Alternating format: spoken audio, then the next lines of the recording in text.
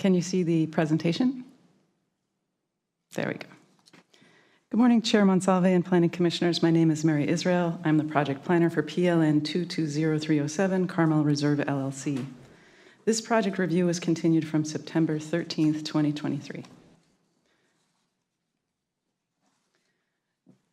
To clarify some questions that came up in the last hearing, I'm bringing up the project background first. Note that the site review was already done with final map in 2020. In the approved subdivision improvement plans, drainage basins are planned for the areas on either side of the entrance. The lighting plan was reviewed and accepted prior to the final map, and this design review includes some refinements of the entrance lighting. The forest management plan was also reviewed and accepted prior to final map. And these parcels were identified for some of the tree replacement area for the subdivision. As a last piece of background information, today's decision is predicated on the subdivision's condition of approval number 28, which required that the final design approval of entrance gates, gatehouse, fencing, etc., be done by the Planning Commission and, quote, shall follow rural design and maintain compatible design consistency with the surrounding in keeping with the old farmhouse and equestrian center. This item is a design approval for the entrance design for the One Carmel subdivision, including the 75 square foot sign, 400 square foot guard kiosk with an entry gate, 3,200 linear feet of stone and wood fencing, and 340 linear feet of retaining walls with exterior lighting and landscaping. This image is showing the elevation of the sign and the signage area. It's placed on a freestanding wall with a stone finish with warm earth tone colors. This will also be shown in a 3D rendering shortly. Staff finds the sign is consistent with the Carmel Valley Master Plan Policy CV 3.5 because it is, quote, low-key and not blocking the view or detracting from the natural beauty. This slide shows the elevation and a photograph of the staking and flagging for the guard kiosk. It's constructed in a landform, artificial landform that rises gradually from west to east. The guardhouse is recessed into the tallest section next to the gate, as shown in this elevation. The Planning Commission requested the guard kiosk be staked and flagged prior to this hearing. It was staked and flagged, and staff did a second visual impact assessment on site. The next image here showing the staking and flagging is from the closest location on Carmel Valley Road, looking directly into the proposed entrance. Several other photographs are shown in Exhibit C to the staff report and are clarified with lines so it's easier to see the top of the staking and flagging. The guard kiosk and constructed slope are finished with a stone veneer. The elevation is now shown in this slide, and the floor plan is also shown on the left. The maximum height of the structure is 12 feet 5 inches. As illustrated in the plans, the wall does not rise above 6 feet within the 100-foot setback of Carmel Valley Road. The gatehouse floor plan is also shown, and the total floor area of 400 square feet includes an ADA-compliant bathroom and a storage area with a guard room, and there's also a built-in deck. These elevations show the design of the entrance. As you can see on the top of the constructed slope, there is proposed landscaping. I clarified with the landscape architects that that would likely be planted with plants that would be about 2 feet tall maximum. Again, these are the colors and materials. You saw them in the last hearing. They are natural materials. They're proposed for the entrance and the fencing: stacked stone veneer, stacked stone fencing, black wood fencing, and beige granite.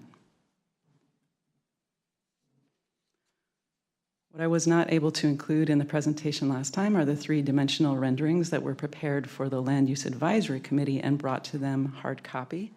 For this hearing, I did obtain them from the applicants in PDF so I could share them. So here's the view of the entrance design as viewed from Carmel Valley Road looking west. Now we are viewing the rendering of the entrance design as viewed from Brookdale Avenue looking across Carmel Valley Road. Finally, this is the view of the entrance from Carmel Valley Road looking east. As I mentioned, there would be additional landscaping on top of that. It wouldn't look like a golf green like it does now. So in the last hearing, questions were raised about how well this design aligns with the Carmel Valley Master Plan policies, so we'll explore that in the next slide. Staff reviewed the project for consistency with Carmel Valley Master Plan, which I will not refer to in full name now, but just by the policies. Policy CV 1.1 is that development shall follow a rural architectural theme with design review. Colors and materials of the proposed fencing and landscaping blend with the agricultural theme and the equestrian center and the arena. Policy CV 1.9 is that the structures proposed in open grassland areas would be highly visible from Carmel Valley Road shall be minimized in number and be clustered near existing natural or man-made vertical features. The structures are minimized and clustered within a man-made vertical land feature. Policy CV 3.1 requires a 100-foot setback for structures, which is met. Policy CV 3.2 requires public vistas are provided, and they are provided by this design. Policy CV 3.3 requires development, including buildings, fences, signs, landscaping, do not significantly block the viewshed or the hills. Staff's analysis of the viewshed impacts of this entrance design found the viewshed and hills are not significantly blocked. And as reviewed in slide 9, policy CV 3.3 requires signs to be low-key and not block the view. Therefore, the project is consistent with the Carmel Valley Master Plan. The project was reviewed by the Carmel Valley Land Use Advisory Committee at a duly noticed LUAC meeting on June 20th, 2023. Although the guard kiosk was not staked and flagged at the time, the applicant did bring a printout of 3D renderings in addition to the plan set for review. And with that, the committee voted unanimously with one member absent to approve the design with condition that the landscaping plan reduce the number of trees to retain the quality of the viewshed. Changes were made, the numbers of trees were reduced, and that is the design that you have before you today. Therefore, staff recommends the Planning Commission consider the certified final revised environmental impact report and addendum that anticipated an entrance to the subdivision at this location and approve the design for the entrance to the One Carmel subdivision. This concludes staff's presentation. Thank you, Ms. Israel. Commissioners, Commissioner Deal. Thank you. Very cool microphone. I appreciate that. I'm sorry I wasn't clearer about my questions at the last hearing.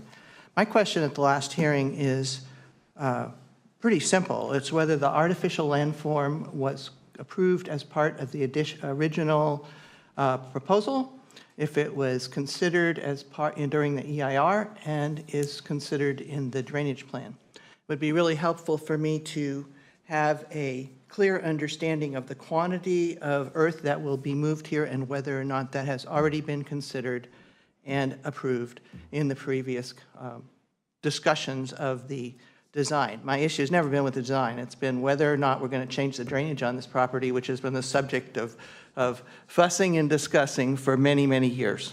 So just want to be clear, it's all incorporated, that the drainage plan includes this raise in artificial landform in its totality, and that we are moving correctly through the CEQA process as well as the litigation. Thank you. Thank you, Commissioner Deal. Ms. Israel?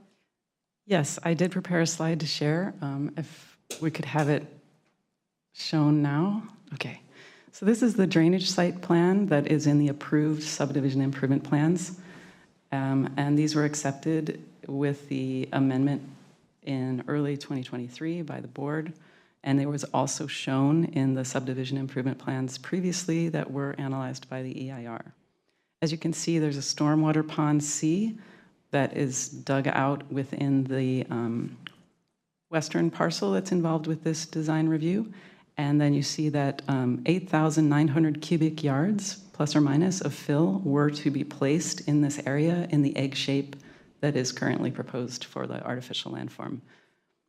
You can also see that they had already considered the retaining walls around the front toward the entrance driveway.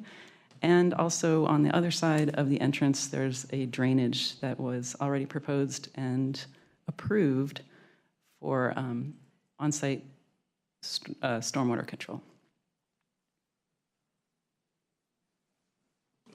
And through the chair, and this is all part of the revised DIR as well? They're capturing all of the water from the site on the site? Thank you. And I would just add a structural comment. I spoke with Mr. Spencer earlier, but I think Ms. Beretti might also need to know. For me, the staff summaries used to include a composite cut and fill figure, and that allowed me to determine the scale of the issue with which we are dealing.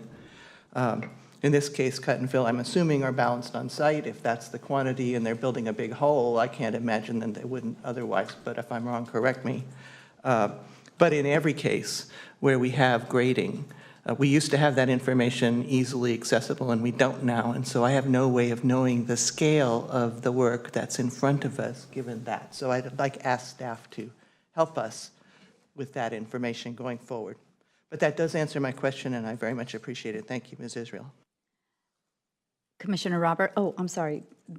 Just for the record, Commissioner Gomez joined us at 9:13, so pretty much at the beginning of the presentation. Thank you. All I wanted to say was that I reviewed I wasn't here at the September 13th meeting, but I've watched that video, so I'm up to date on this item. Thank you, Commissioner Roberts. Any other commissioner comments or questions at this time? Commissioner Daniels? Thank you. Could you put the Carmel Valley Master Plan slide up with all the policies? Thank you so much. So this is not a question.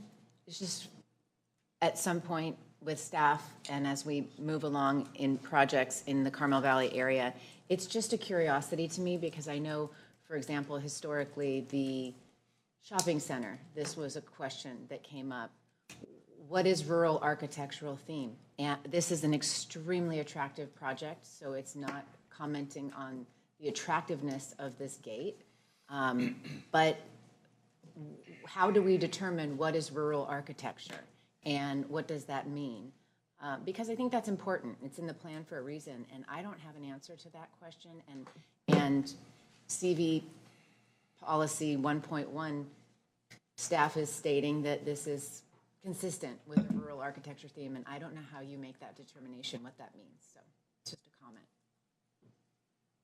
Not a question? Well, you can answer it. I'd love it. I think it's a long-term question. question that we must engage with as we approve projects, right? And we can avoid perhaps conflicts like the shopping center if we understood better what that meant.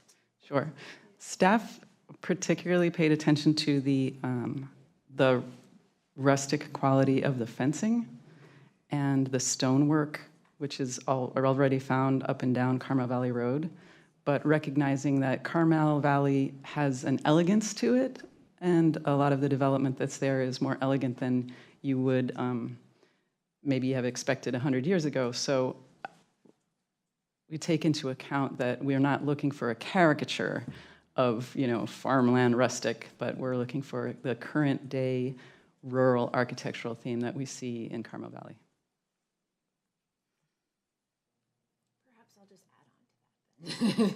Ms. Israel, or through the chair, that's great, and I would, it's great to understand where staff's coming from.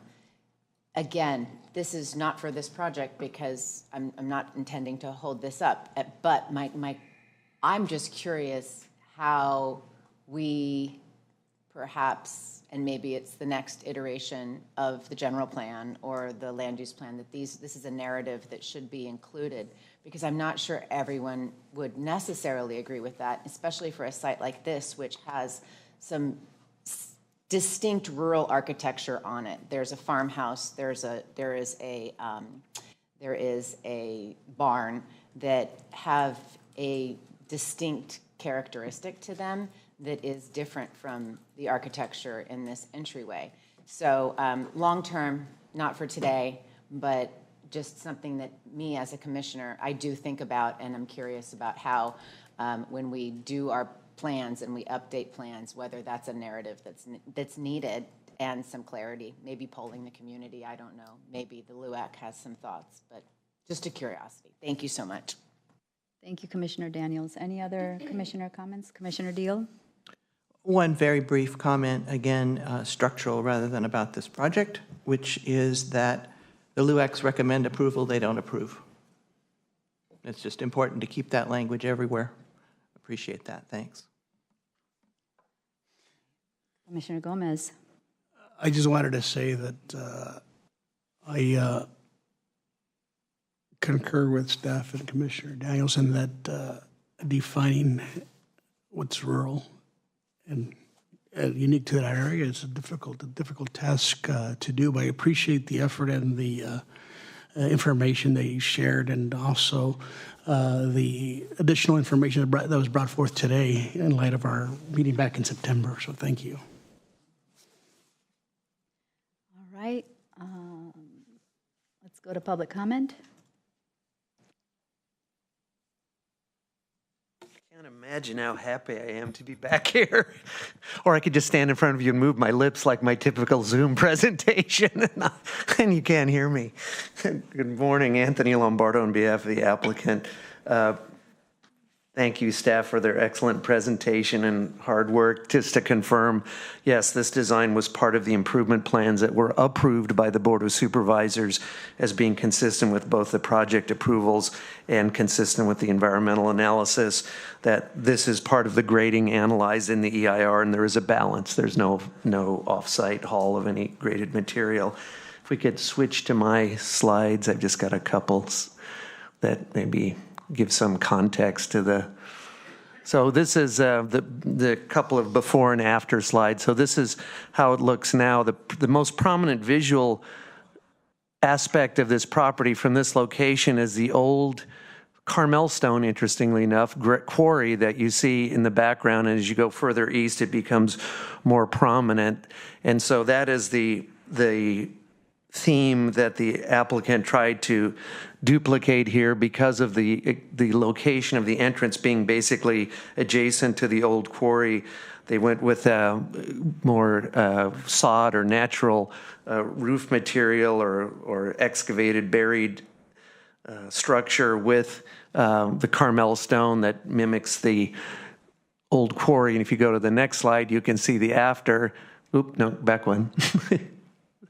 Yeah, so that's the after. As you can see, virtually invisible eastbound, you see the form of the meadow continues up onto the roof of the structure. You can just get a peek of the Carmel stone as it wraps around the east-facing part of the building. Next slide, please. Here going westbound, you see a larger view of the old quarry to the right. And then as you see afterwards, the next slide shows how the building is almost invisible behind the trees, but the material of the building you can see facing east is the Carmel stone that matches the quarry. So thank you. That's all I had. And we did work, I didn't. The applicant worked very hard with the local community and the Carmel Valley Association. Obtaining unanimous approval from the Carmel Valley LUAC is no small feat, which I think goes to show you the effort that the applicants put into working with the community. And they've worked closely with the Carmel Valley Association, which I understand does not oppose this design. And they modified the landscaping palette to eliminate some of the vegetation that was concerns with the association. So that's it. Our engineer's here, who's eminently more qualified to respond to any technical question than I am. Other than that, thank you very much. Thank you, Mr. Lombardo. Commissioners, any questions for the applicant? All right. And let's open it up for public comment then. No one present? Any hands up in the Zoom? Yes, we have Noel with hand raised in Zoom. Okay, wonderful. Noel, you have the floor. 2 minutes. Great. Thank you very much. Good morning, commissioners. I really appreciate the opportunity to comment on the project.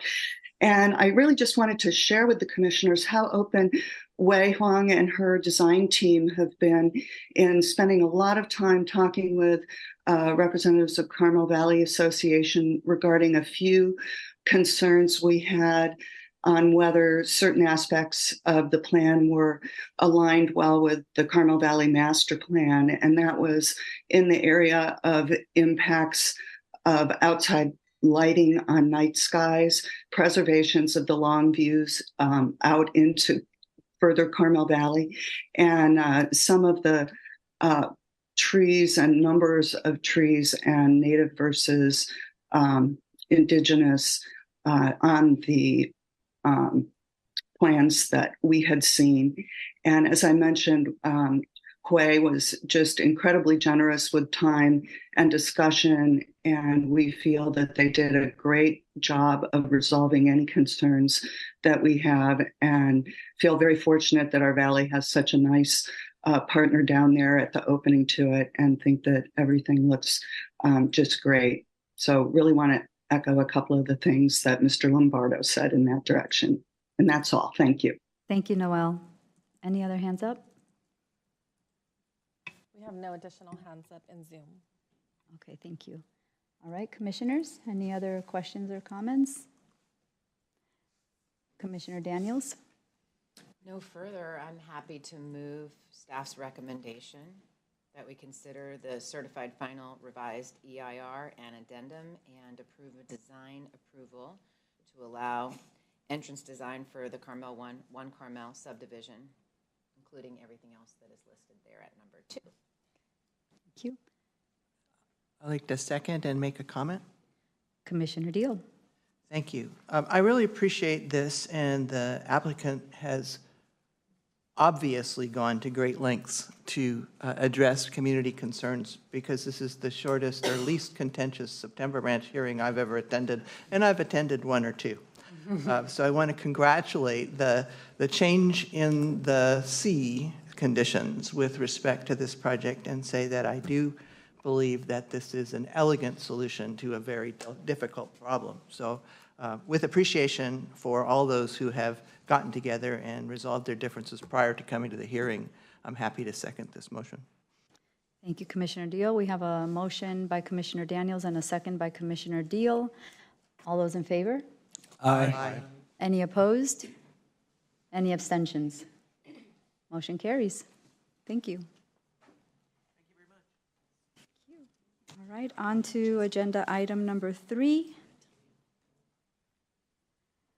PLN 230135, Hanson Lee Allen and Coralie Trust.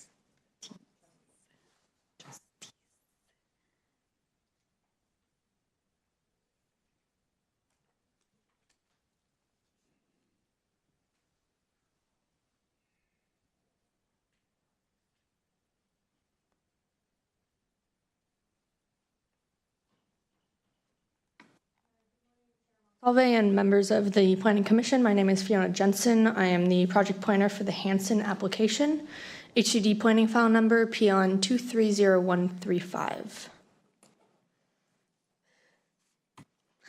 The project is located at 4019 Sunridge Road, Pebble Beach, within the Del Monte Forest Land Use Plan. The property is zoned medium density residential, 2 units per acre with a design control overlay within the coastal zone. The applicant proposes construction of a 1,840 square foot single family dwelling with an attached 520 square foot garage. Site improvements include a perimeter fence, retaining walls, a 13-foot wide gravel driveway, removal of 21 Monterey pine trees, and 825 cubic yards of cut, 66 cubic yards of fill, with the remaining to be hauled off-site. The proposed development complies with all applicable zoning rules and regulations pertinent to setback and height, as well as applicable general and land use plan policies. The project does include the removal of 21 Monterey pine trees. 16 live pine trees are located within the proposed footprint or within limits of grading and are therefore proposed for removal. These 16 trees are in fair to poor conditions, and 7 of which are classified as landmark trees. The remaining 5 trees proposed for removal are dead. The property is heavily forested and has limited woodland clearings. Siting the residence further east towards these larger clearings would likely result in similar tree removal due to the additional grading for the driveway. This relocation would also require additional driveway surfaces, which would potentially conflict with Del Monte Forest Land Use Plan Policy 1, which requires simple and direct access. Additionally, the 5 dead trees proposed for removal would benefit the adjacent healthier trees and reduce combustible fuels on the property. Thus, staff has determined that the proposed development has been sited in the most feasible location to meet setbacks, provide simple and direct access, and minimize tree removal in this case.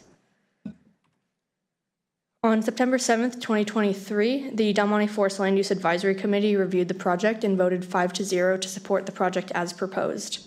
The LUAC raised concerns regarding the proposed wood shake roofing and whether the material complied with applicable fire standards. The proposed wood shake roofing material is a Class A fire-rated roof, and the Pebble Beach Community Services District reviewed the project and raised no concerns. The single-family dwelling and attached garage will have exterior colors and materials that will consist of white stucco siding, cream-colored natural stone veneer, dark bronze metal doors and windows, and a dark brown roof, with a light blue French door and window shutters. At approximately 2,300 square feet, the proposed residence will be comparable in size to other residences that were built in the 1950s and 70s. However, the proposed bulk and mass will appear more modest than other single families recently developed in the vicinity. As proposed, the project assures protection of the public viewshed and is consistent with the neighborhood character. Staff recommends the Planning Commission find the project categorically exempt pursuant to Section 15303 of the CEQA guidelines and approve a combined development permit to allow construction of a 2,360 square foot single-family dwelling with an attached garage and associated site improvements, including the removal of 21 Monterey pine trees. This concludes staff's presentation. Staff is available for questions. Thank you, Ms. Jensen. Commissioners, Commissioner Daniels? Through the chair, if you could just elaborate what is a Class A fire-rated roof? Others might know, but I just would love to know exactly what that means. The Class A rated fire, I believe it has a 2 to 3 hour fire protection rating to it. It's the highest rated fire roofing material. Okay. Non-combustible. Non-combustible, yes, for a few hours, yes. Okay. Commissioner Roberts? I don't seem to have the tree report. Did I just miss that, or did we not get that? It's not included in the staff report. Okay, for the future, I would like to see that, especially if there's landmark trees being removed. Wait, no, I'm the wrong one, never mind. Any other commissioner comments? Commissioner Deal? Just to be consistent, is there grading associated with this project? Yes, there is 825 cubic yards of cut, 66 cubic yards of fill, with the remaining to be hauled off-site. Is there a construction management plan that reflects this requirement in the conditions? I believe it's already been incorporated into the project plans, but I can confirm that. How do you, okay, so we're going to adopt it as part of the plans. Again, it's hard to make a sensible evaluation if we don't have that information in a format that we can access. So let's make sure we get the grading information in. Normally, we have a condition for a construction management plan that contains some outcomes. And so that would make me more comfortable if that's part of our action rather than buried somewhere where I, for one, have not had a chance to engage with it heavily. Because that 10 cubic yards, we're talking, what, 600 feet of export, that's 60 trucks, and that's a small road. So just want to know how those are going to be handled and when, and with concern for the local neighborhood. Thanks. Through the chair, there is a construction management plan, sheet G 1.1, and the grading quantities are provided in the staff report. Through the chair, can you direct me where in the staff report I would find those? I must have overlooked them. I'm spoiled. They used to be in the summary when we used to get a project summary sheet. So It is on page 1 of the cover letter under summary and discussion. there you go. Thank you very much. I just completely missed it, and the discussion subsequently about the construction management plan. Thank you. Any other commissioner comments or questions? Okay, is the applicant present? maybe via Good Zoom? morning. Yeah, this is Sam Pitnick, the architect for the Hanson residence. Can everyone hear me okay? Yes, thank you. All right. Well, good morning, commissioners. Fiona, thank you for that presentation. So to start, I just wanted to give you some quick background on my clients and the owners, Coralie and Lee Hanson. Coralie and her husband, Lee, have been longtime residents of the Santa Cruz area. They purchased this property in Pebble Beach last year with the intention of building a modest home for them to retire in. Coralie is a very talented painter and did the rendering of the proposed home, which you can see behind me, and which I believe was used to start off Fiona's presentation this morning. So the proposed house is situated towards the front of the property to take advantage of the forested views across Sunridge Road. This siting also helps to reduce the length of the driveway required to access the property and to preserve as much of the natural rear yard as possible. We did strive to place the structure, the driveway, and turnaround area in such a way to minimize tree removal.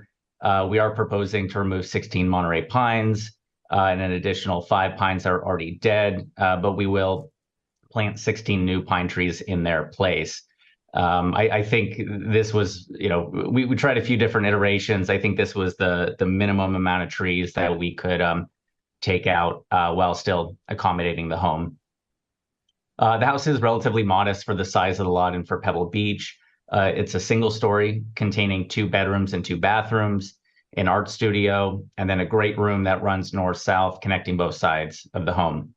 There will also be an attached 2-car garage on the northwest side. So in total will be about 2,300 square feet.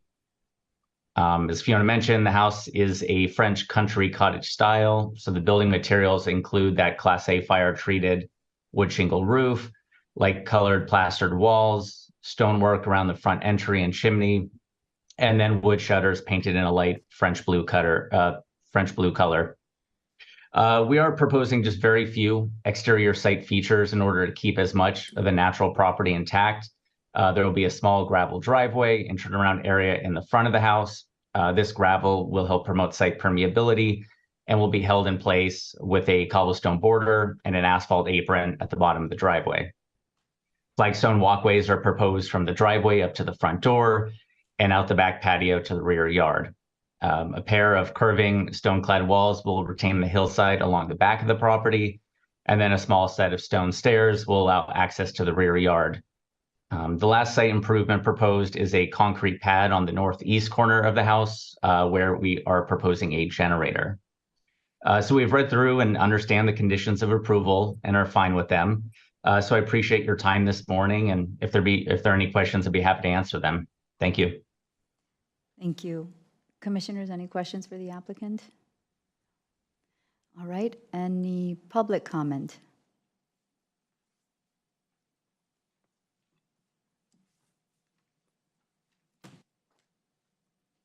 Any hands up in the Zoom?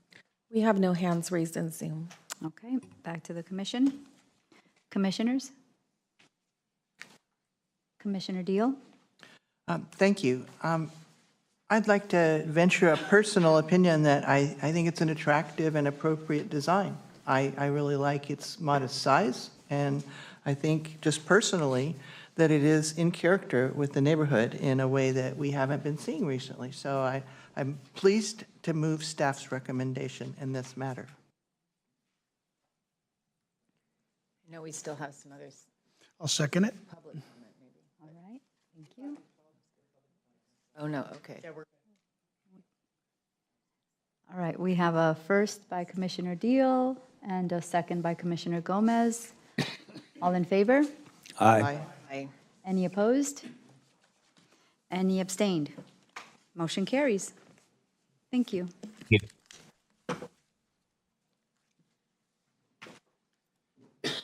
Agenda item number 4, PLN 220117, Dolores Pass LLC.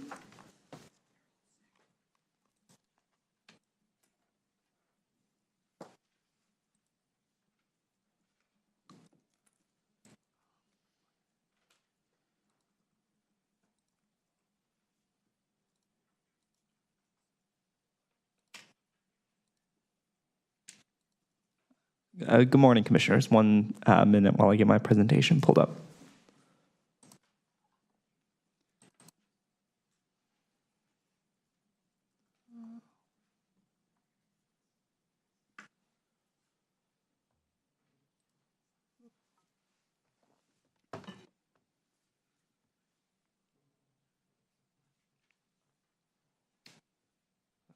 Sorry about that. I'm Phil Angelo, and I'll be presenting staff's report on the Dolores Pass LLC project, PLN 220117.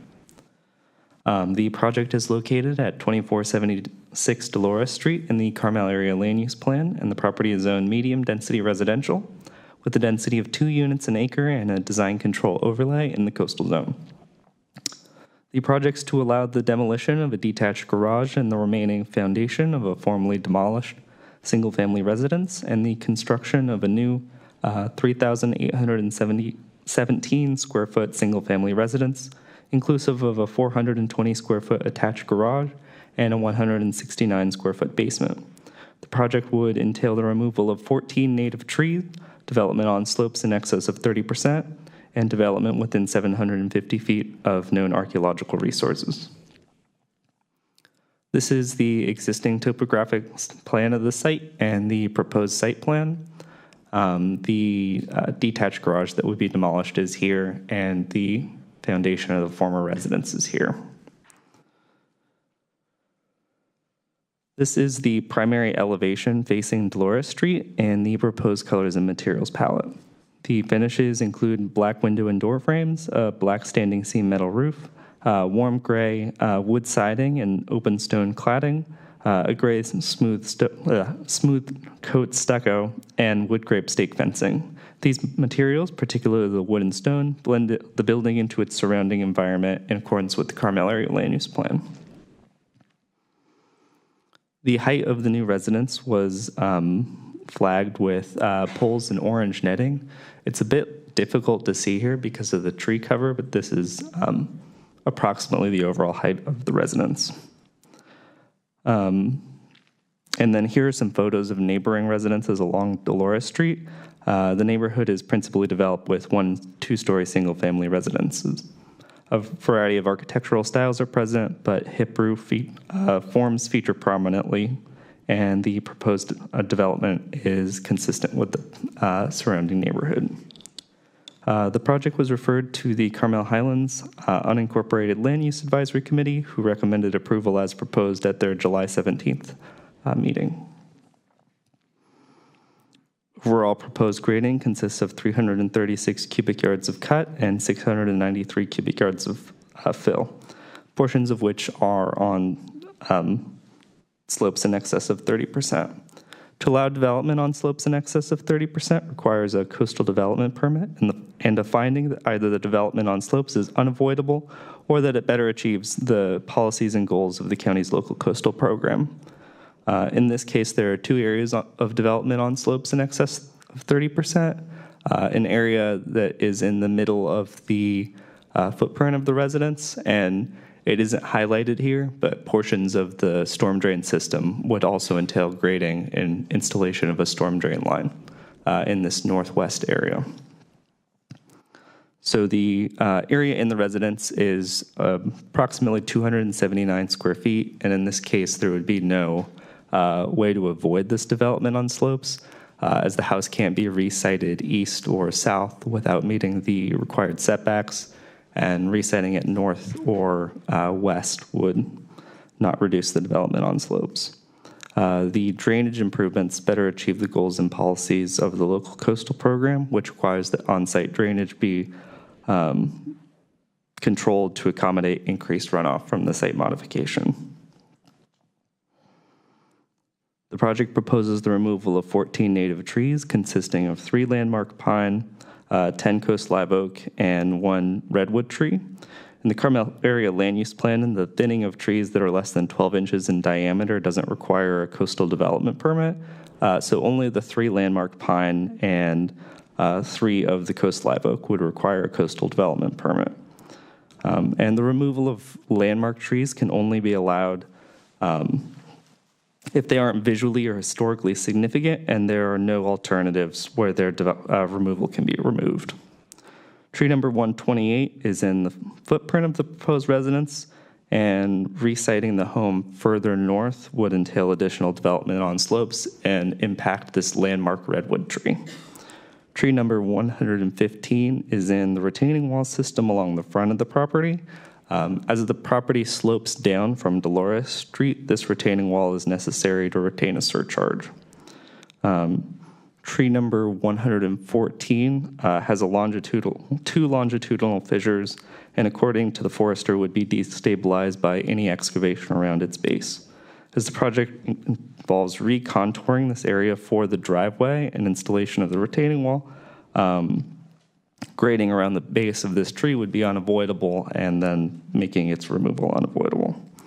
In accordance with the Carmel area, the coastal implementation plans for the Carmel area land use plan, the other tree removal is either limited to those necessary for the proposed development or those 2 trees that are out of the development were recommended by the forester to be removed for overall forest health.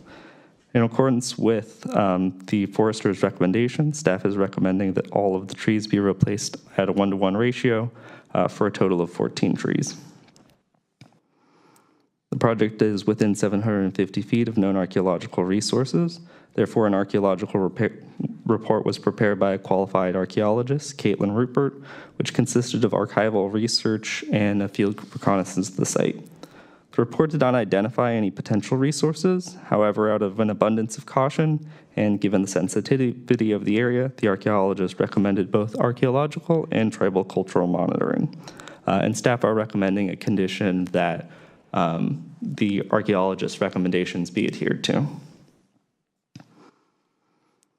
Therefore, staff recommend that the Planning Commission adopt a resolution finding that the project qualifies for a Class 3 categorical exemption and approving a combined development permit consisting of the coastal administrative permit and design approval to allow the demolition of the existing structures and construction of the residence, a coastal development permit to allow removal of 6 trees, and a coastal development permit to allow development on slopes in excess of 30%, and a coastal development permit to allow development within 750 feet of known archaeological resources.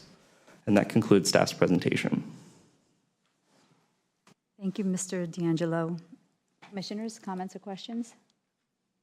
Commissioner Daniels. Yes, my one question through the chair was just about the drainage. What's below the property? Is there a creek or something? I'm sort of familiar with the area, but it was you had one slide where you talked about the drainage going off the left-hand side of the slide, and I was just curious where storm water drainage goes to on a property like this. So there isn't a creek on the left-hand side. The site slopes down toward another residential property. In this case, the drainage will be collected and it goes to an on-site infiltration chamber that's on the west-hand side. So it'll be collected and then into the chamber and then percolate down into the ground. Okay. Commissioner Shaw. Thank you. Do you know what the known archaeological resource was that's within 750 feet?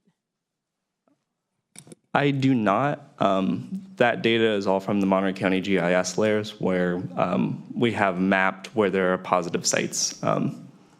And that triggers the need for the entitlement. And then the archaeologist performs reconnaissance.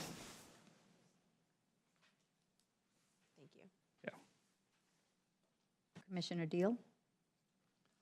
Thank you. I would like to comment on Commissioner Shaw's question, which is that my comment is that often these sites are not described and are kept confidential because we've had some situations where people have vandalized them.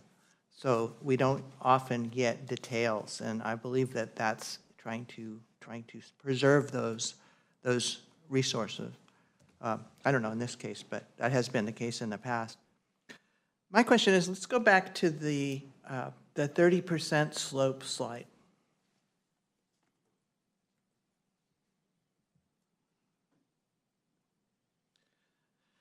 So what I see in this slide is that there was a home on this property and there would be space for a home on this property, except it wouldn't be as big as the applicant would prefer. And the choice here is to artificially fill in or provide fill to give us a place to build a house on a 30% slope. And I understand this. I understand development on steep slopes that's how you would, one of the ways you would deal with it.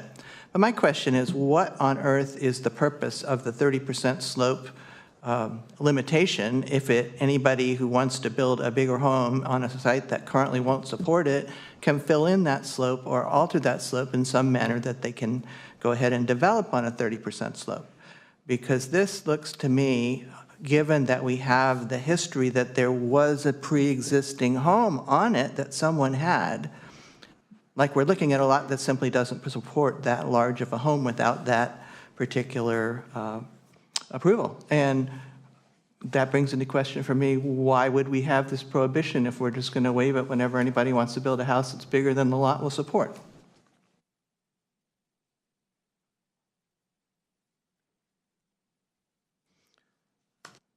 So I guess for staff, the question is interpretation of that provision in our code. Thank you, Commissioner Deal. Any other commissioner comments or questions? Madam Chair. Commissioner Roberts? Just to follow up on that, if staff could point out on the slide for me where the 30% slopes are, because I think this property was a house over 2 property lines, and now they're building on just one individual property. And so the slope is this edge? Yes, it's this edge that continues here and kind of makes a curve-in shape that's highlighted. And there was a home that went over both of the properties, and they are proposing to build a new home on each of the properties. The property on the left, Lot 3, that planning permit was already approved, and this is the proposal for the other residents. In terms of Commissioner Deal's question, there are a couple of different references to slope within the Carmel Area Land Use Plan, but the primary one that I have is related to the visual resources policies. There are protections on slope to preserve kind of the scenic character of rolling hillsides in Carmel. Through the chair, to follow up on that then, so is the purplish blue cross hatching, that's what's the exception for slope is? Just that small area? There are 2 exceptions for slope in this case. One is this small area here in the center, which is everything that would be for the siting of the home. And then it wasn't highlighted here, but the other one I mentioned was the trenching and installation of the storm drain.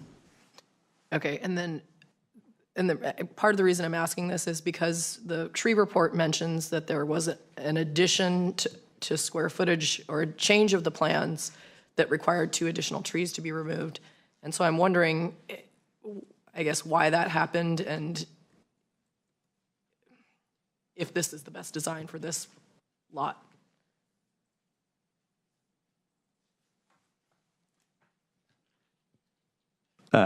So unfortunately, the forester assessment that we initially received, the forester had inspected the site before they had proposed site plans for this residence. So we initially deemed the application incomplete and had the applicant have the forester go back out to the site. Okay, so I'm sorry to follow up though. He says his letter says that a design change has shifted the location of the house.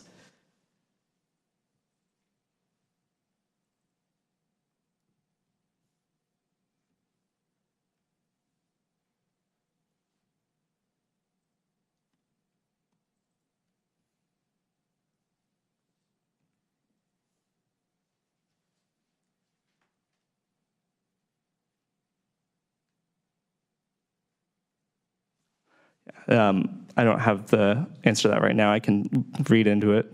Okay, thank you. I guess my real question is, was there a previous design? And if there was, why did it change? Thank you, Commissioner Roberts. Any other commissioner? Commissioner Daniels?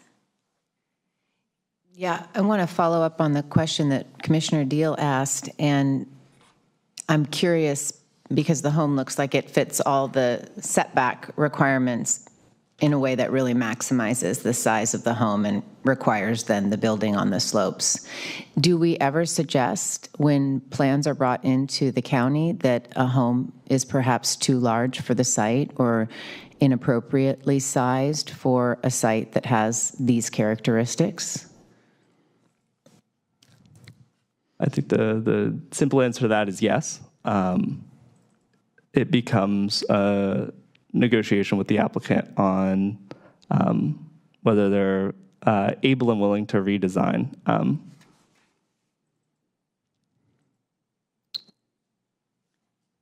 Any other commissioner comments or questions? Commissioner Deal?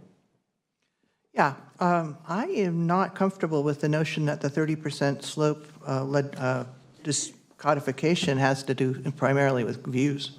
I think it also has to do with the disturbance of slopes, which is not something particularly in residential areas, we do lightly for safety reasons.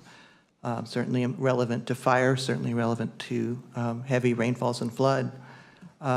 So I'm uncomfortable with the rationale for the development of 30% slope for the structure, not for the drainage fields. I understand those need to be done in the way they need to be done. But frankly, the rationale, I am not convinced by the rationale for allowing an exception for development on 30% slope in this matter. I don't feel that we've been provided with those findings and evidence, but perhaps the applicant can speak further on that.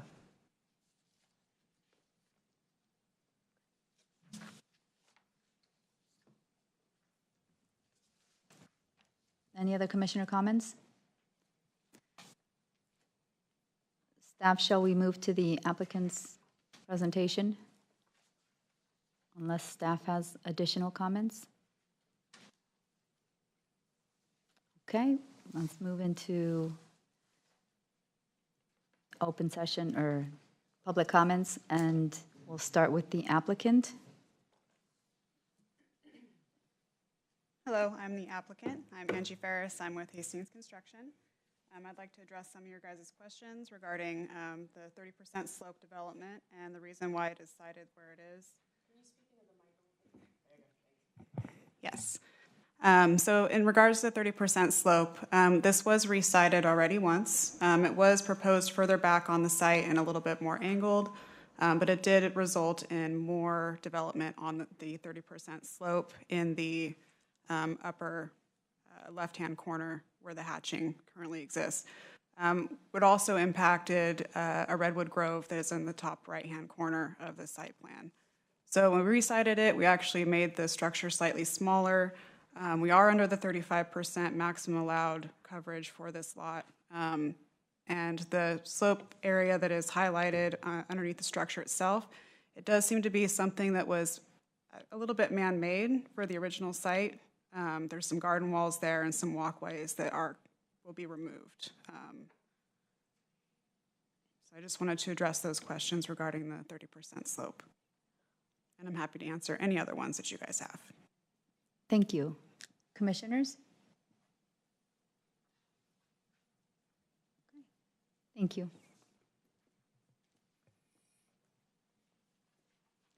All right, any other public comments?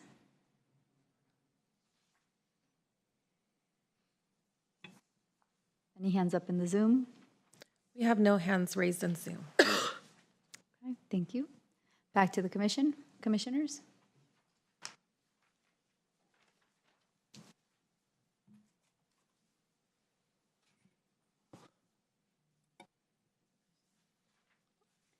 Commissioner Shaw. Thank you. I was looking at these pictures of the neighborhood, and I was just curious, are there any other houses that look remotely like this house on the street? I know it's kind of a bit of a hodgepodge of different styles, but this one stands out as like very modern compared to the homes that are on that street.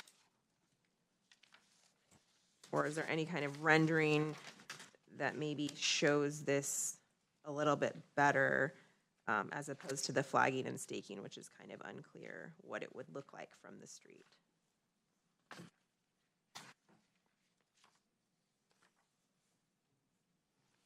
One second, Commissioner, I'll pull up the photos.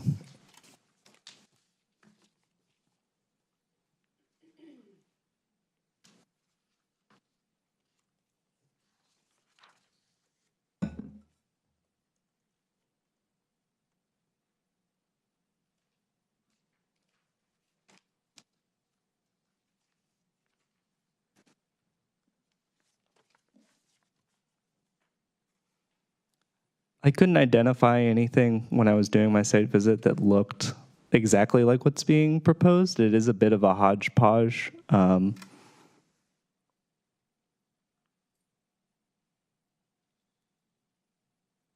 of the unifying elements that I could identify were it was primarily residential, two-story structures. Nearly every residence had a gabled roof. Some of them had hip roofs.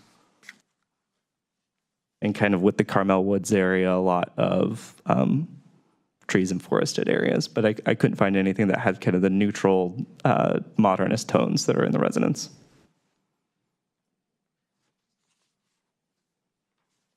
Any other commissioner comments or questions? Commissioner Daniels?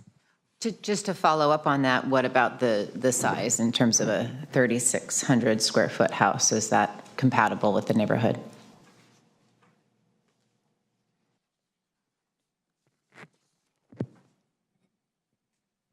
Yes. I couldn't answer in terms of square footage. I believe so in terms of visual resources because of how the site is particularly situated, where it slopes down from Dolores Street. And the recommendation of the Land Use Advisory Committee. But I don't know particularly if there is a home that this large in this neighborhood other than what was proposed and similar on the neighboring residence.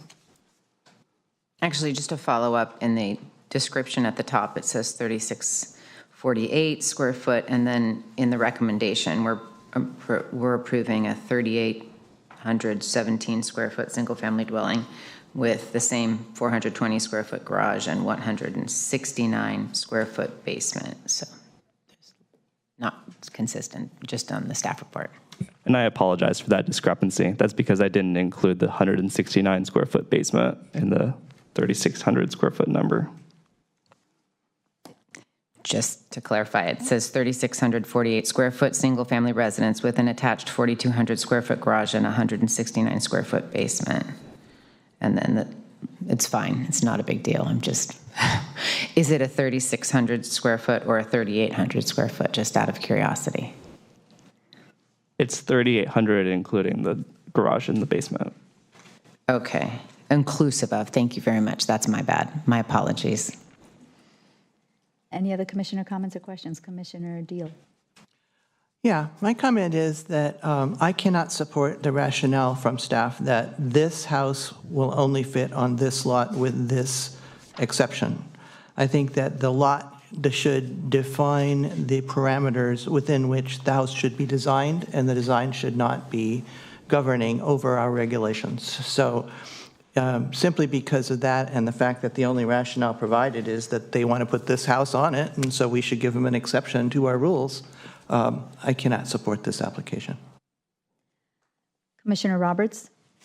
I was actually looking to see if there was justification based on what the applicant said for that slope. And she mentioned that the house was set back away from the Redwood Grove. I'm not seeing anything in the tree report that's suggesting that that was recommended and or necessary. But I may have missed it because I'm just flipping through. So maybe if staff has a comment about that, or if that was a reason for not situating the house in a different location. The other thing I wanted to say, in reading the tree report, staff was correct when they said that it looks like the forest management company didn't have a construction plan. They wrote in their assessment that they did not have a construction plan when they reviewed it, but then their follow-up letter, they said due to change in plans. So that's their conflict, not necessarily staff's. So I wanted to clarify that. And the last question I had is regarding the basement. I thought that the Coastal Commission had said no more basements, but maybe that was just for the point and not further back. Yes, and that was specifically for Carmel Point due to the uniqueness of the archaeological resources out there. Then I guess my only question is trying to, if there is a justification for that slope, if the trees were related to that, because I agree, the way the justification is written, I don't know that I have an opinion on how big or small this house should be, but I do have an opinion on that the justification should justify it, if we're making an exception. And currently, I don't believe that it does. Through the chair? Yes. If I may add a little bit of background relative to the policies and the regulations that pertain to this particular area. So as you know, that in the coastal zone, we look at several different documents. So first is the guiding document, which is the land use plan. The land use plan does speak about the vision and the objective to preserve open space areas and slopes for visual and aesthetics. There is also a section that speaks to potential hazards and erosions depending on the type of soil. Then we move into the coastal implementation plan. As Mr. Angelo pointed out, there are regulations that speak to prohibiting development on slopes in excess of 30% unless certain findings are made. And that particular regulation is within the visual sensitivity section of the CIP. Looking at the hazard section, in order to avoid potential hazards or introduce a health and life safety issue, the CIP requires that if there is development on slopes, a geotechnical report would be required to be obtained by the applicant. So we look at those two, and then finally the part 1, which is Title 20, our zoning ordinance for development on slopes, is the last thing that we look at. In that section, under the purpose, it states that the purpose of that section is to establish the regulations, procedures, and standards to consider development on slopes in excess of 30%. And it doesn't outright say that there is a prohibition, although there is language that that states that development on slopes are prohibited unless we make these certain findings. In this particular case, I would have to pull up the geotechnical report, but as part of our analysis, we would look and see if are these slopes man-made slopes. If the site was developed with a single-family dwelling previously, was that part of fill or perhaps part of the fill when Dolores Road was constructed? We also look at the total area of the property and whether or not the house is located where there is no feasible alternative.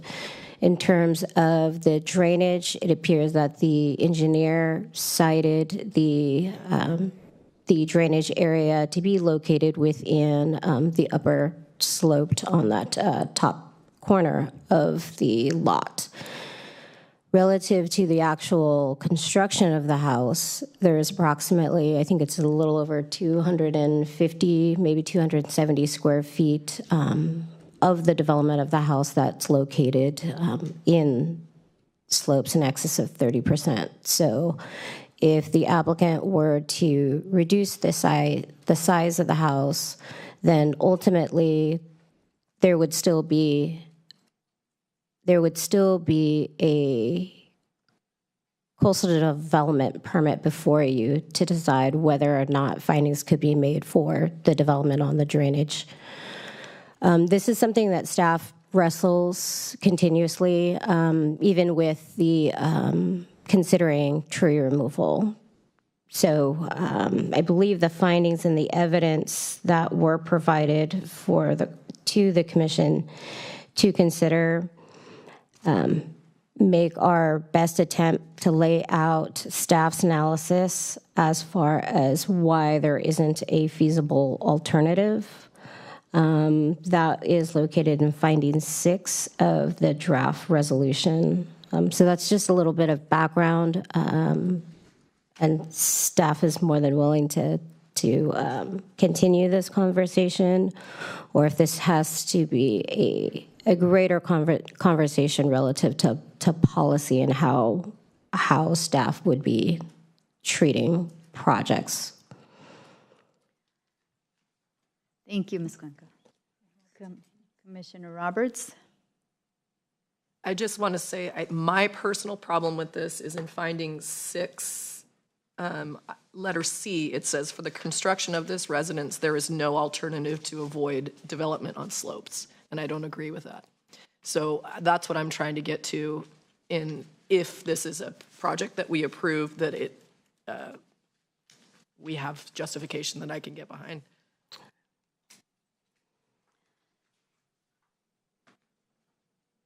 Ms. Kenga?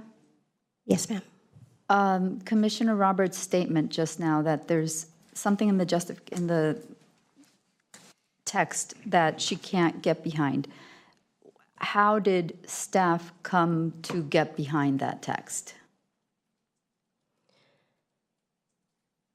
Through the chair, the evidence that's provided in C makes a conclusion statement at the very beginning that there is no alternative to avoid the development on slopes. Then it goes into the amount of square footage that's located, the amount of square footage in slopes, and that the location of that area is within or towards the center of the property.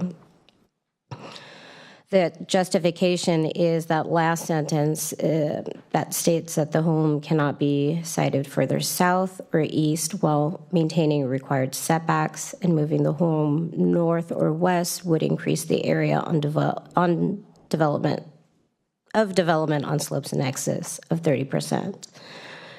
I believe what may be missing from this evidence is the fact that exploring a smaller home and as well as shifting isn't pointed out, which is one of the examples that staff had testified to today. If the house were to be smaller and relocated to avoid the slope, would you mind putting that back up? Or maybe Alex, would you mind allowing us to share a screen again? We're all learning today, and I am having a little bit of technical difficulty. No worries, take your time.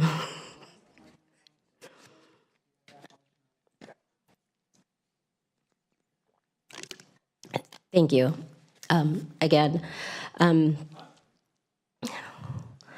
So what is missing from this evidence is that if the house were to be smaller in size to reduce the, or to avoid the slope on the top portion of this slide, there would still be development on slopes in excess of 30% due to the drainage. So that would be unavoidable.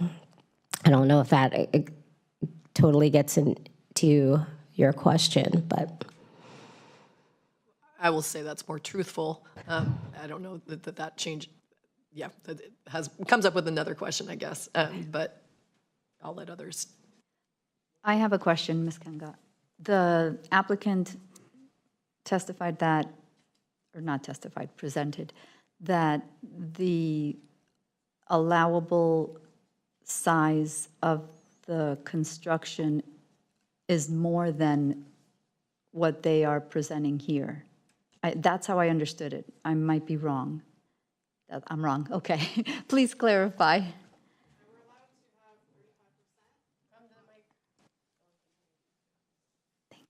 allowed to have 35% on the slot.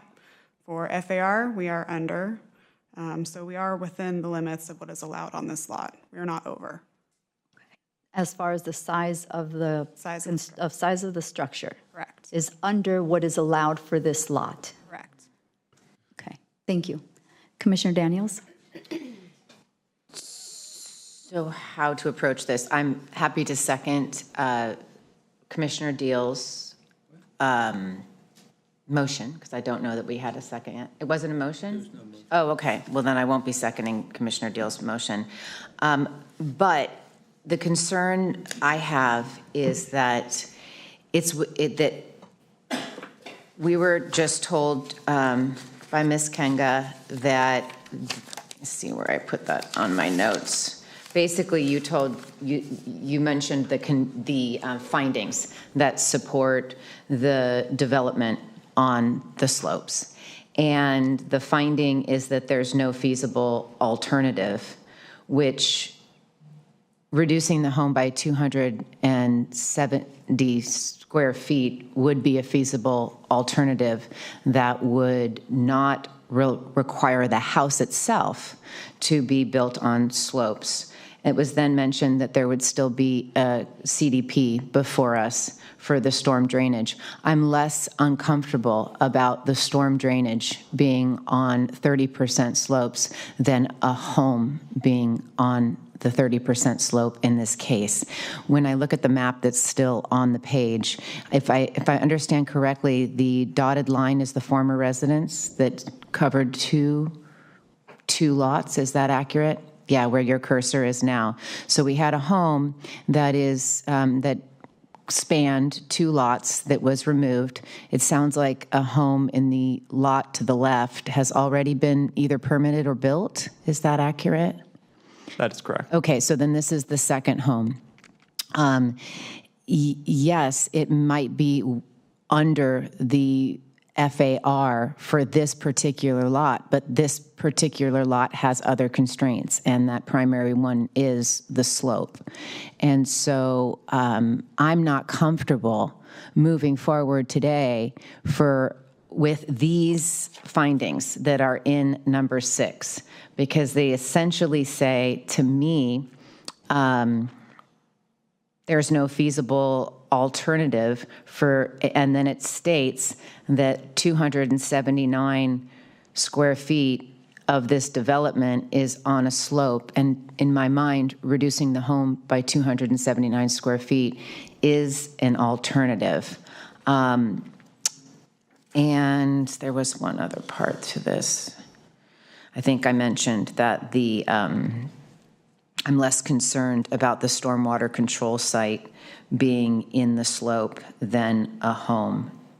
And I'm also interested, if this returns to us and it does not get approved today, just out of curiosity, what the sizes of the homes are in terms of square feet in the neighborhood, because this does seem like a very large home for the size of the lots and the constraints that are on the lot. Thank you very much. Through the chair, if I could clarify that the 275, I believe, square feet is just the square footage of the sloped area. So reducing the house would require a far more reduction in square footage. If you look at the graphic that's shown, the sloped area kind of crosses through that front portion of the single-family dwelling. So then with the required grading and sometimes over-excavation is required due to the type of soil, especially if that is man-made fill, they would have to pull the structure further away from the slope to completely avoid it. Can I follow up then? And this may not be a question you can answer, but then what would the square footage of the lot be without the buildable portion of the lot minus the slope in excess of 30%? That is a very good question, but I'm not sure I could truthfully answer that.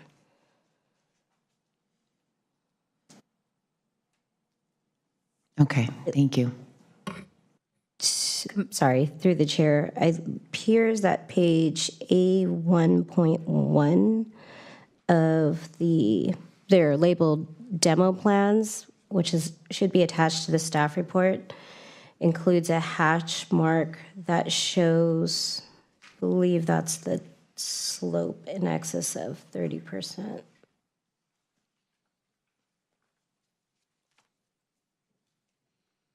So it covers quite a bit of area of the parcel. The slope through the chair, is that what you're saying? It appears so.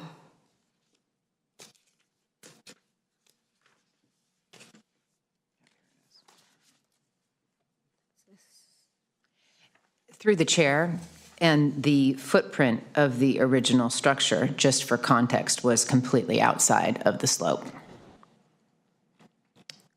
It appears that the footprint of the structure is just adjacent to the slope. So there could have been excavation to create that structure, or that was part of the grading.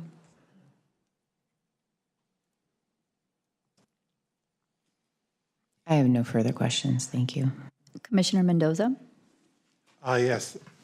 To the chair, I guess when the representative came up, it mentioned that there might have been some small retaining walls in the area of the 30%. Is that what you mentioned? Join us at the microphone, please. Thank you. There is some, yes, in the front area, just to the, there's a basement level that's going to be in the 30%, and then also towards the top in that green section. There was walkways and stuff like. Do we have any idea if that land had been disturbed in the past? It definitely has. We do have a demo plan that does show the original site. You can see what was there. There is a lot of walkways and. Yeah, that's the question I had. And the other thing is on the geotechnical report, when they worked on the foundation, I'm thinking that it might be better, even though we try to avoid development on 30% slopes or what have you, but if it has been disturbed and there's retaining walls or what have you, it's only an area of about 17 feet by 17 feet, which is not very much. But I think under this circumstance, it might make sense that if we are going to have any development there, we have a geotech report that's been done, new engineering, new way of doing things, I think will really benefit where, yes, we're trying to avoid it, but by the same token, if we don't touch it, what if it had been, something had been done there in the past and now we have no way of seeing it. So I'd almost would rather have somebody go in there and work that land to make sure that the compaction's appropriate and everything else. That's just kind of my take. You know, I know we really try to avoid development on 30%. And then the other thing, I don't know on a project adjacent to it, did that have any 30% development? Absolutely. And we approved it, correct? Correct. So the other thing is consistency as well. Thank you. Thank you. And to what Commissioner Mendoza mentioned, there is a geotechnical report that was prepared for this project that concluded that the site was suitable for the use.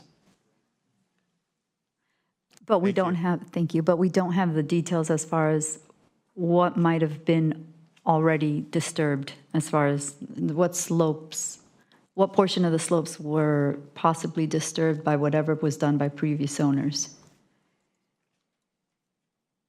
We do not, and I'm not sure where I would be able to find that information because the original residence was constructed in 1938.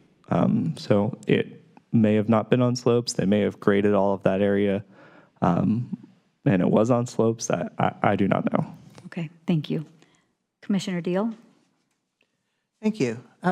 To Commissioner Mendoza's point, I agree. However, we're speculating about something we don't know. And if you read the wording of the evidence in front of us, I could come in and say, I want to build a house out to the, to cover the entire allowed FAR, goes out to the setbacks, don't care about the slope, house can be any size that would take up that entire lot, same rationale would apply. So speculation about the conditions underlying providing justification need evidence in my mind, and the evidence in this particular finding is not there. It says that this house can't fit on this lot without this exception, and that rationale is backwards. I believe strongly that the lot should define the house, and the constraints of the lot should be the the beginning point. Now, if you have to put drainage, or if you need a small accommodation to do something to save a grove of trees, and you're trading off to make something safer, all of those pieces of evidence, to my mind, would be potentially persuasive about why we would grant the variance or grant the exception. But given what we have now, the language on the paper, which does become language in the record, says that if I want to build this house on this lot and it covers 30% slope, I have to be allowed to do that because it's the house that I want on this lot. And I believe it's backwards. And so I agree with Commissioner Mendoza's rationale about why we might be persuaded to grant an exception. My contention is it's not present in this document, and the precedent set by the language in this document is potentially harmful. Commissioner Roberts? To continue on that, it's the language that's a problem for me also. But I also want to say, first and foremost, looking at the topo map of both sites, the other lot is almost all 30% slope. So there probably legitimately wasn't an alternative to placing a home on that lot. However, also looking at that same topo map, I'm looking at, it's not numbered, the topo map in our packet by Lucido Surveyors. It's showing the existing conditions essentially, and it's showing what looks to be walkways or rock walls that we've heard about described today. And what, I am not, this is not my specialty, but in counting the topo lines, it looks like the area that is on the slope for construction in this new plan is almost precisely the same area that shows some rock walls, it looks like. And so I think there is a possibility that that area either was artificially changed and or previously disturbed in one way or another. And again, I'm looking for language that justifies why we would approve this project. And if we have someone that has some expertise and able to tell us that this, in fact, is something unique to this property, I don't have a problem with that. But the language we currently have is not something I can support. Any other commissioner comments? Okay. Ms. Kenga, is it possible that if we took a break, because it's time, that you and perhaps with Mr. D'Angelo and the applicant could work on that language for that? Yes, ma'am, we could definitely give it a try. Terrific, thank you. All right, we'll take a 10-minute break. Oh, Commissioner Gonzalez. Thank you. Yeah, I just I thought to follow up on Commissioner Mendoza's question and a little bit is, I guess, a question, because I think I remember approving other of this projects coming before the commission in terms of approval of the 30% slopes. Has there been more than one or two or three projects that have come before the board and the commission has approved them? Can you kind of give me a rough estimate or at least say a lot of them? Or Through the chair, most of our projects that that include development on slopes in excess of 30% go to the Planning Commission. So, and the Planning Commission has approved most of them, or more than 70% of them, or more than 50% of them, but a good number. Probably. Thank you. Any other commissioner comments? Commissioner Shaw. Thank you. I just have a question off the topic of the slopes, back to the cultural resources. It states that there was a recommendation incorporated for the monitoring, but I don't see that in the conditions. Can you please tell me where exactly that is? It says it's in 10, but I just am not reading that there has to be a monitor on site. And I bring that up because Commissioner Roberts brought up the ban on basements because of archaeological resources at the point, but this is going to have a basement and it's in a near a known resource and in a high, there potentially could be a lot. So I'm just wondering why they're allowed to have a basement, why there isn't monitoring that I can see in here.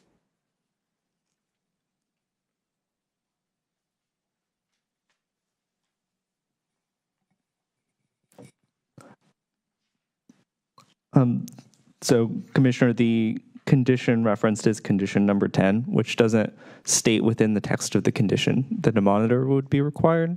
How the requirement is incorporated is through a notice of report, which is you record a notice on the property that says, I will adhere to all these recommendations, and then the recommendations come from that archaeological report.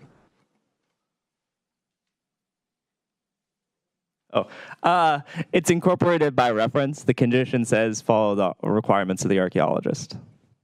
Through the chair. So that just is basically saying, hey, I'm going to count on you guys to, if you find something you're worried about, do the right thing. They don't actually have to have somebody.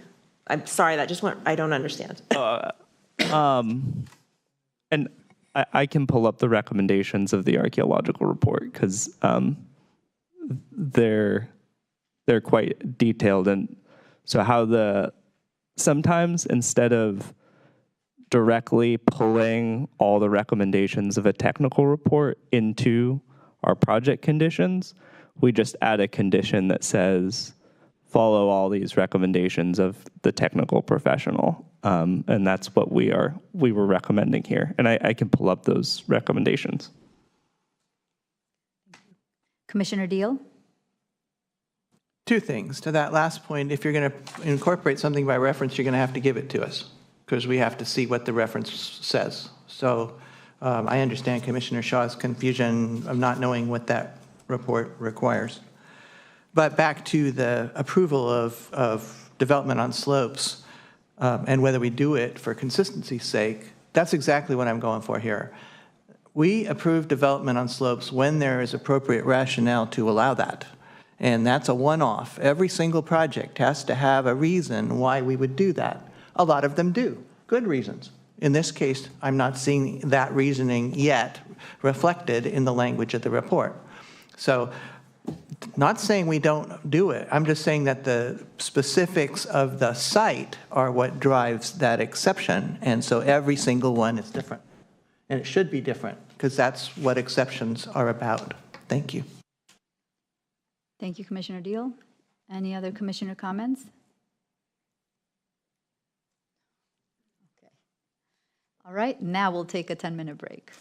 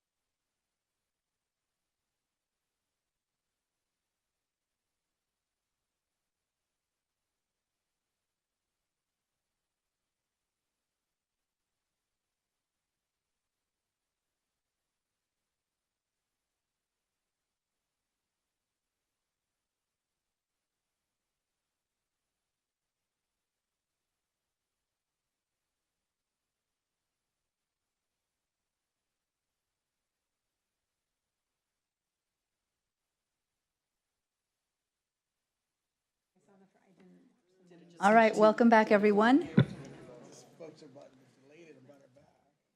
Let's see.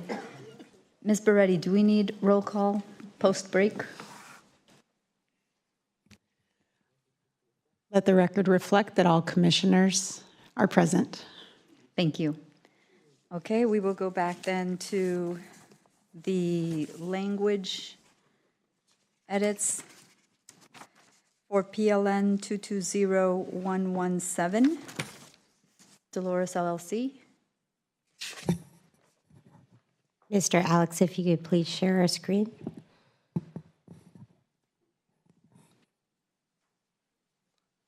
So we worked to come up with some revised evidence regarding that specific 279 square foot area where the footprint of the house would be. And this would replace evidence or finding 6 evidence C in the draft resolution. And it would Hold on read. 1 second, not everyone has it on their screen. For me, it's the Zoom screen. If you go to broadcast. You have a button that says, Yeah, switch over to broadcast. Ooh, I do not have that button on my. It is a touch screen, so at the bottom, you just click right on the monitor broadcast. okay, we're all there now. Thank you. Thank you, Mr. D'Angelo.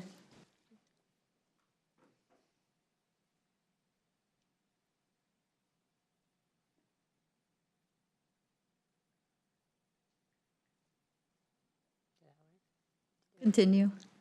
Thank you. And sorry, this is a tangent. It's actually Angelo. Ah, thank you.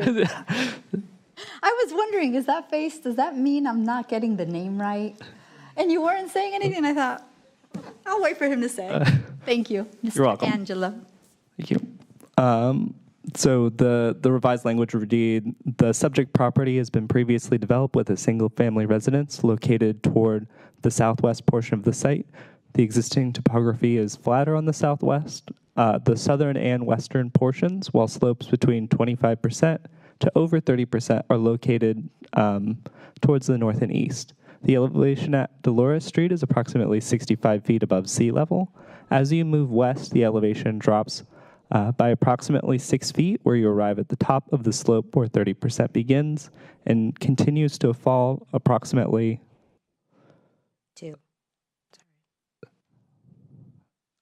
50 to fall approximately to 56 feet above sea level until an existing walkway is reached. The 30% area is approximately 279 feet in size. Although the geotechnical report does not identify whether this area is man-made or not, it recommends that over-excavation of the foundation areas by 5 feet should occur. Therefore, reducing the size of the dwelling to completely avoid slopes would require a reduction of approximately 40% of the proposed size. In addition, this would result in maintaining existing 279 square foot ditch would not be used for outdoor space. If the dwelling were redesigned, locating the bulk of the dwelling to the south, the project would potentially result in replacing open balcony areas with enclosed living space, creating greater bulk and mass. Therefore, under the circumstances of this case for this site, there is no alternative to avoid development on slopes in excess of development on 30% slopes for the construction of a single-family dwelling.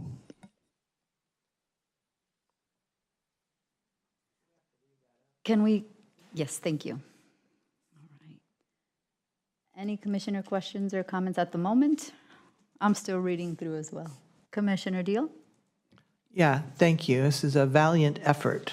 I don't think it quite works.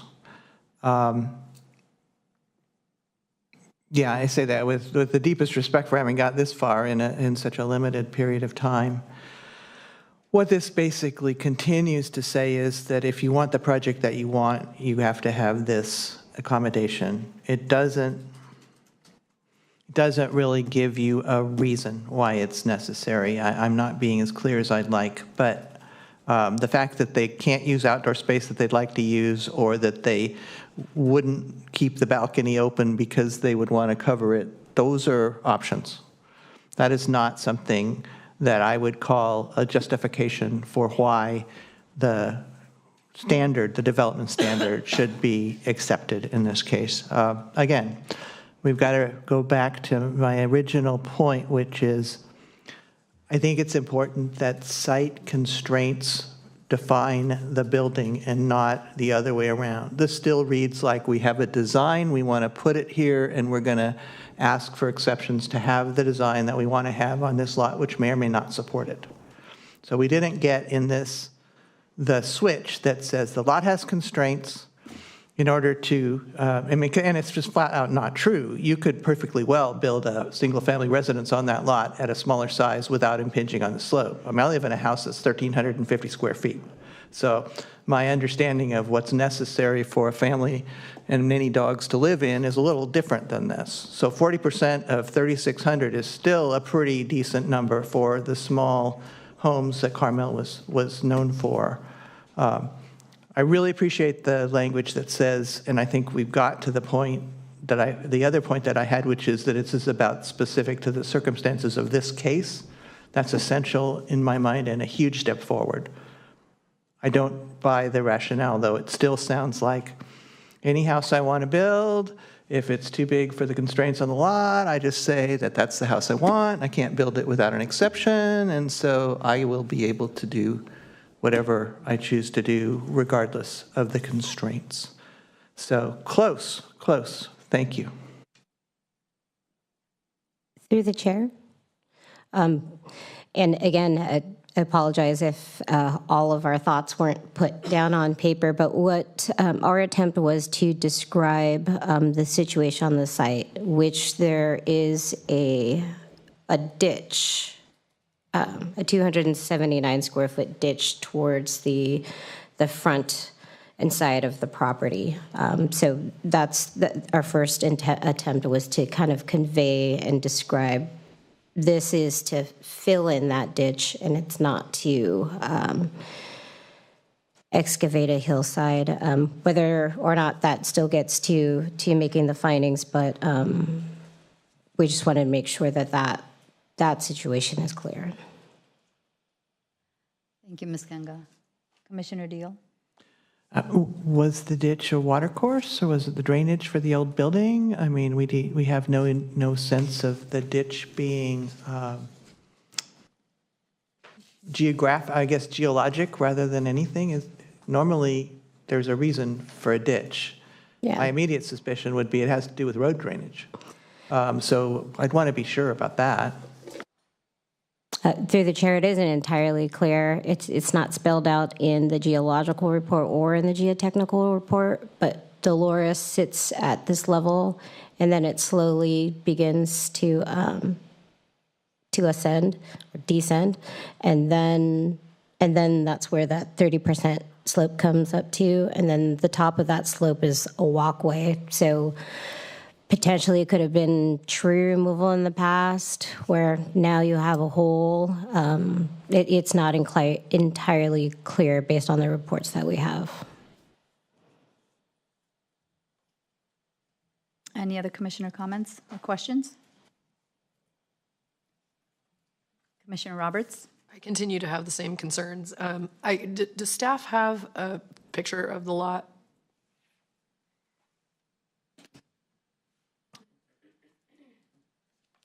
And while you're looking, is this, I was trying to see, is this a single-story house, two-story house?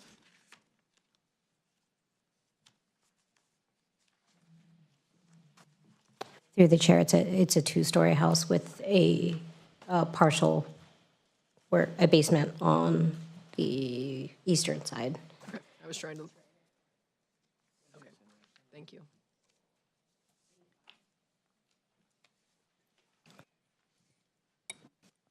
I do have some photos of the site, but I don't have them uploaded, so it would take a minute or two to get them available.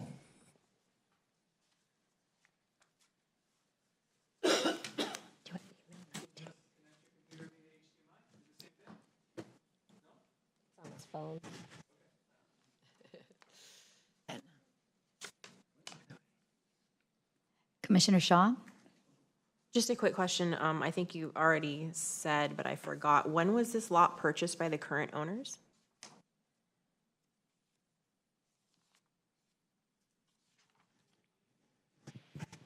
through the applicant. They believe it was around 2020. Commissioner Daniels? I'm curious if it's the same owner that purchased both lots and built the home next door, or is building the home next door. I believe that is the case. And seeing, yes. Okay. So I'm curious, well, not curious.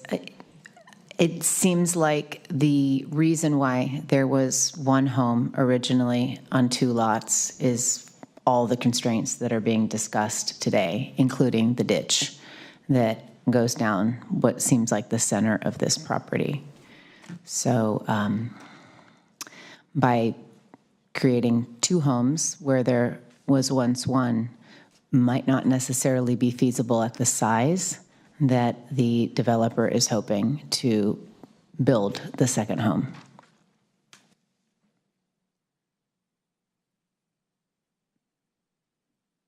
Any other commissioner comments? Questions?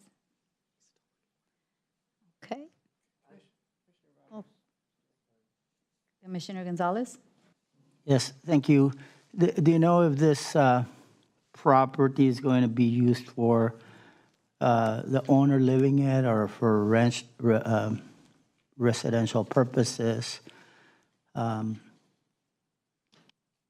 of those 2 particular reasons of why?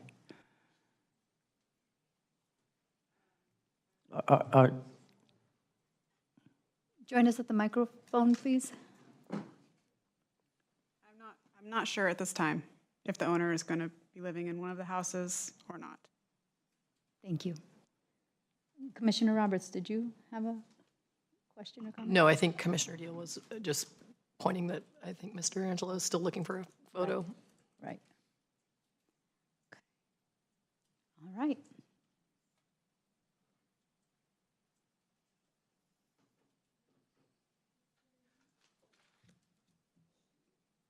Madam Chair. Yes. While he's looking, I do want to add, I think it's already kind of been mentioned in our discussion today, but the thing that is important to me about this project isn't the size of this house, or, you know, it isn't the size to me that I have an issue with. It is the precedent of allowing a house on a 30% slope with a justification that doesn't support it, in my opinion. And that opens a door for a million other projects. And I have sat here and I have approved, not a million, but lots and lots and lots and lots of projects on slopes, lots of them. And they've all been very specific to the lot as to why we have allowed it. And, you know, there has been times people have had to come back and say, okay, well, we moved this 14 square feet. We had a deck. I remember a deck. We made people move a deck off of the slope because we couldn't justify why this property was being allowed to build on a slope. And so the reason this justification is important to me, if it fits this property, fantastic, I'm all for it. But the way it's currently written and the information that we have received does not, it opens a door, it's Pandora's box for every other project. So that's my concern with this project in front of us. Commissioner Deal? Thank you. Given all the comments, question for staff. Do you believe that specific physical constraints or unique conditions can be found to provide evidence for granting an exception in this case if you have a little time, or do you don't? Through the chair, I believe that it is unique. If we had perhaps more information as to like how the ditch was there and filling of that ditch wouldn't result in, like, for example, an issue with drainage. I believe there is a case, and it would be staff's recommendation if we had that information. Our recommendation would probably be the same with revised findings, though, and evidence. To follow up on that, I'd like to move continuance of this item to a date certain to allow staff to consolidate the findings and evidence to better represent their view. I'm happy to second that. All right, thank you. We have a motion and a second by Commissioner Deal and Commissioner Daniels for a continuance to a date certain. Commissioner Deal? Through the chair, I'd accept staff's recommendation or look for staff's recommendation about that date. Through the chair, yeah, because we have to give that date certain.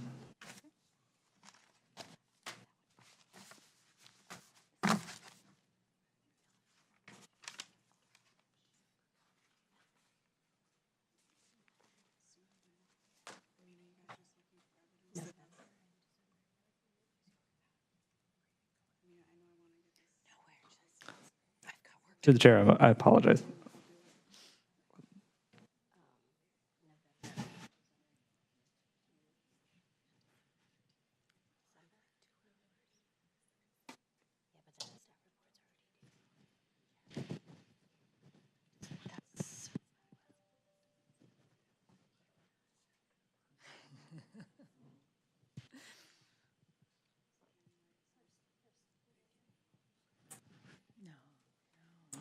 Through the chair, the first hearing in January, due to the impacted schedules of the November and December meetings. Okay, thank you. All right, we have a motion and a second, and the continuance will be to a date certain, the first meeting of January. All in favor? Aye. Aye. Any opposed? Any abstained? Thank you. Not as part of the motion, but could I add that the photos be brought back? They were requested by Commissioner Roberts. Absolutely. Thank you. And could we at that point also get all those other reports that were referenced? Was it the one that where we referenced?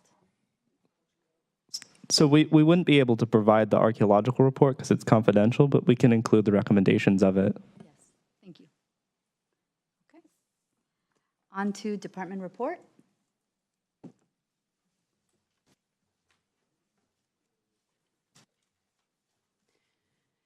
Thank you, yes. Just a couple of updates. We wanted to, yesterday, the Board of Supervisors heard the Roseal Vacation Short-Term Rental Project appeal that had come previously. It was the one in Corral de Tierra where there was concerns with the shared water system HOA. The board did recommend denial for that.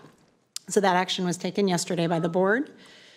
We wanted to update you all, if you have not heard, that former director Eric Lundquist is officially not returning to the department. And so Craig Spencer continues as acting director, and I will continue as acting chief of planning until such time that a recruitment can get underway. We do have multiple positions that are open currently in the Housing Community Development Department, so we do continue to try to fill key vacancies. And also, we just wanted to mention to you all that we are having Employee Appreciation Day this Friday. So we do close our offices for a chunk of the day in the afternoon to let staff come and celebrate and take some time off. Those are all the updates we have.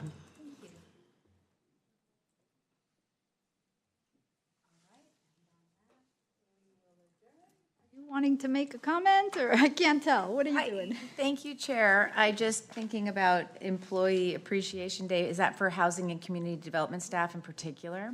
Yeah, correct. We do a departmental annual, well, we try to do annual employee appreciation. Well, I'll just say that if we were all to get together somehow and knew about this in advance, I'm sure there would be a desire for the Planning Commission to appreciate you all as well for everything that you do for all of us. And so you are much appreciated. And if we can figure out a way to express that physically, we will. But thank you. Well, thank you. I appreciate that. And I do believe that it is customary that we do invite the chair of the commission. Do we do that? I apologize for putting Mr. Spencer on the spot. I know we do that for the board. Yes, we'd be happy to have the chair or whoever the Planning Commission might elect to join us at Royal Oaks Park Friday at 11, and we will feed you. Thank you very much. Are we gonna decide on who of us is gonna go at this time? Or we'll work on something. We'll work on our own demonstration of appreciation of the staff, because I don't know how y'all do it. We appreciate that. And if no one is able to attend, we can follow up offline, but we will extend that as well to all staff. So we appreciate it. Thank you. All right, and on that, we will adjourn. Yeah.